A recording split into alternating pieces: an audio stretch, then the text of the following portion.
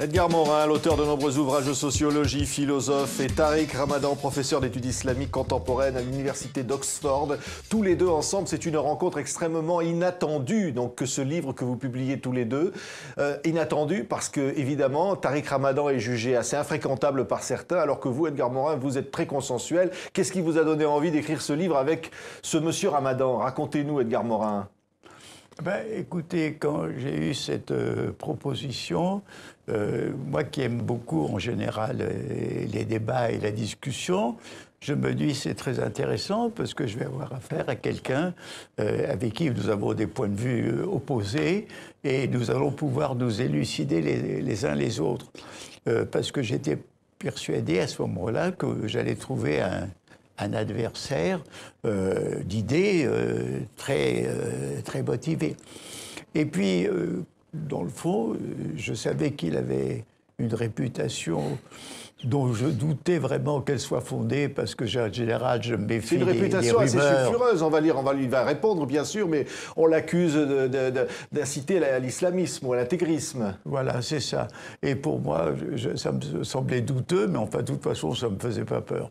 Bref, nous sommes sur la proposition de faire ce livre ensemble, ce débat, ça m'a intéressé.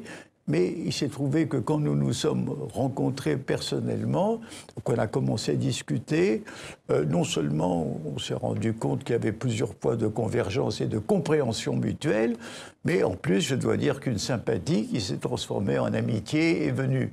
Oui. Et donc, je suis très content d'avoir fait un peu un tour d'horizon de problèmes importants de notre monde. Vous parlez de la Palestine, de l'islamophobie, d'un certain nombre de sujets. Tariq Ramadan, c'était important ce dialogue avec Edgar Morin. Vous êtes pourtant très différents. On est très différents, on a des parcours qui sont extrêmement différents. Il se trouve que moi, comme étudiant, je le lisais, je le citais, je m'en inspirais.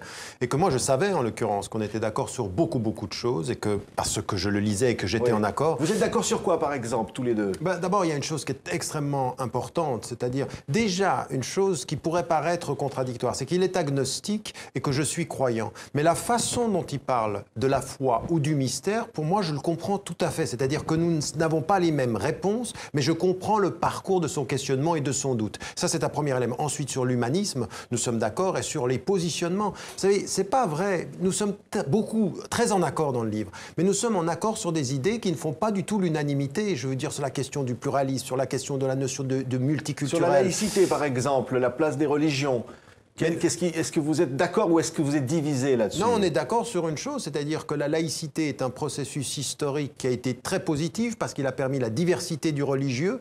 Là où moi je mettais aussi en évidence, c'est que ce que j'aimerais en France, c'est que la laïcité soit appliquée à la lettre et dans son esprit pour tous de la même façon, et que malheureusement on a certains laïcs, par exemple aujourd'hui en France, qui confondent la laïcité avec le combat contre le religieux. Et ça, c'est une erreur. Le combat contre l'islam en particulier? Non, mais même le catholicisme ou même le judaïsme, toutes les expressions religieuses devraient disparaître au nom d'une laïcité mal comprise.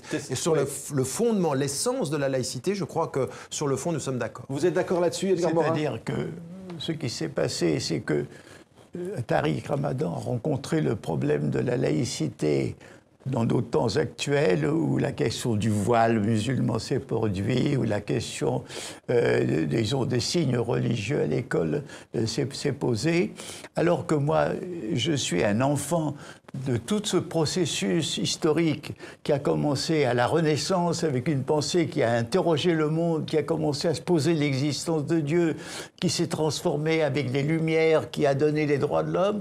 Moi, je suis un enfant de cette laïcité-là. Mais je reconnais que cette laïcité qui a été très importante pour la formation de la conscience républicaine, mais je me rends compte qu'aujourd'hui, la laïcité doit retourner aux sources parce que, disons, les religions sont un phénomène universel et à mon avis, on doit enseigner non pas telle ou telle religion, mais le phénomène religieux qui se trouve dans toute société.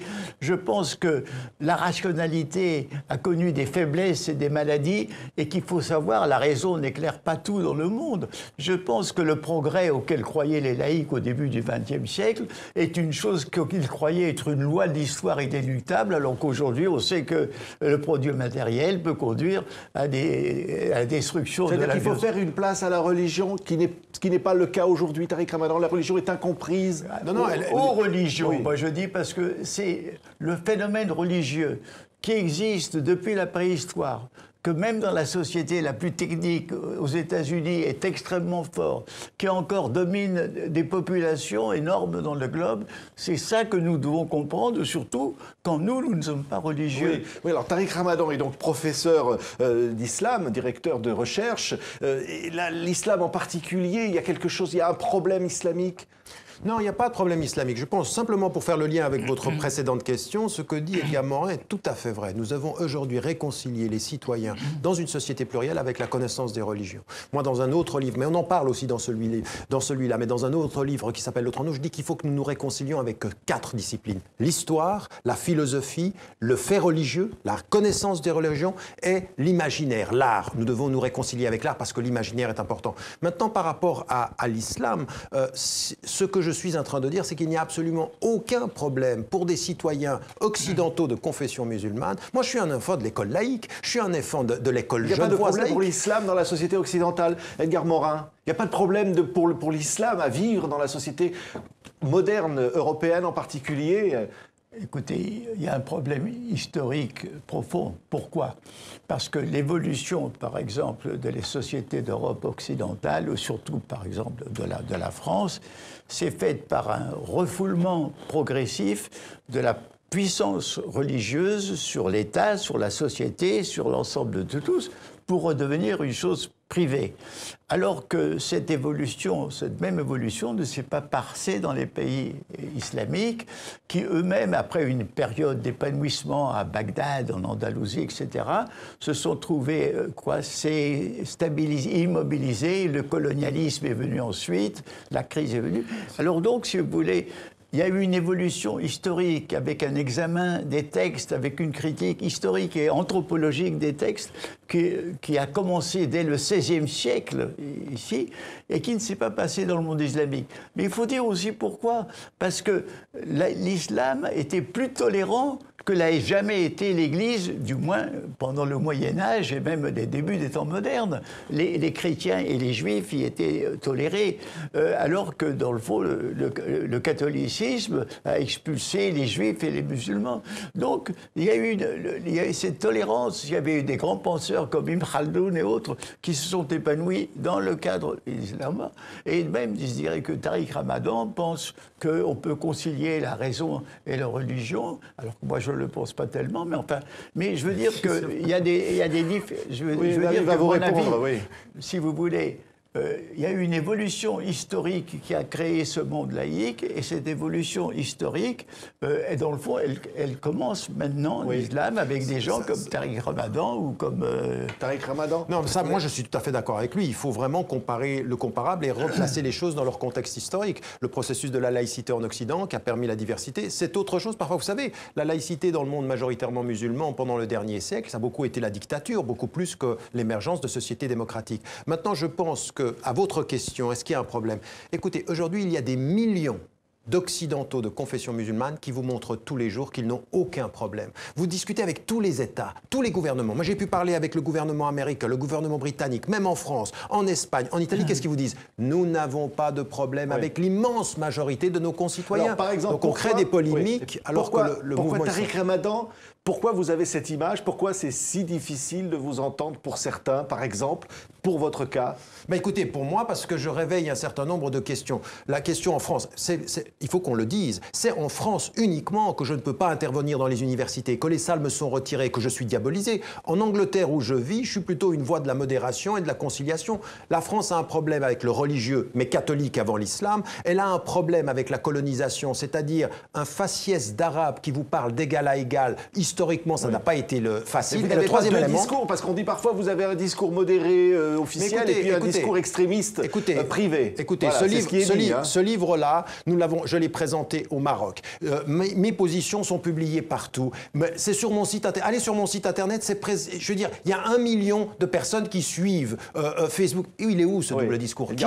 En conclusion, je crois que c'est beaucoup plus ici que nous avons un problème avec les gens d'origine islamique. Et d'ailleurs, moi-même, je pense que c'est un mot valise qui recouvre des réalités qui sont des Algériens, des Tunisiens, des Maghrébins ou des Sénégalais. Je pense qu'à mon avis, c'est une erreur de réduire au mot islamique. C'est comme on disait, la France est chrétienne. Elle a été, elle l'est plus. Alors, donc, il y a un premier problème. Deuxième problème, il y a les séquelles de la guerre d'Algérie qui sont restées de deux côtés très fortes. Il y a la façon dont sont ghettoisés une partie des immigrés pauvres et qui sont dans ces banlieues, et comme ils sont rejetés, eux-mêmes tendent à nous rejeter.